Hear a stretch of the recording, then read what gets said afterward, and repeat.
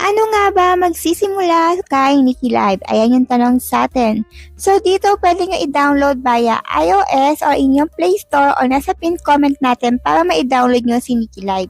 Syempre pwede ka mag-sign in dito gamit ang iyong Google account at syempre kailangan mo mag-face verification dito dahil kailangan isa lang ang account mo dito once kasi na may multiple account ka ay hindi ka makakapagsimula dito or mababaliwala ang inyong tasking or mawawala ang inyong tasking. So kung may mga tanong kayo, huwag kayo mag-atubili na magtanong sa ating comment section. Sa hindi pa nakakaalam kay Nikki Live, isa po itong live streaming apps kung saan pwede ka mag-solo live or party live. Paano nga ba magsisimula kay Nikki Live? Ayan yung tanong sa atin. So dito pwede nyo i-download via iOS or inyong Play Store o nasa pinned comment natin para ma-download nyo si Nikki Live.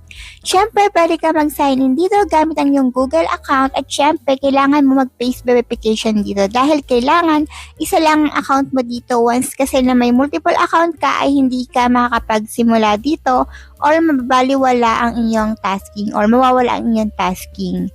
So kung may mga tanong kayo, huwag kayo mag-atubili na magtanong sa ating comment section. Sa hindi pa nakakaalam kay Nikki Live, isa po itong live streaming apps kung saan pwede ka mag-solo live or party live.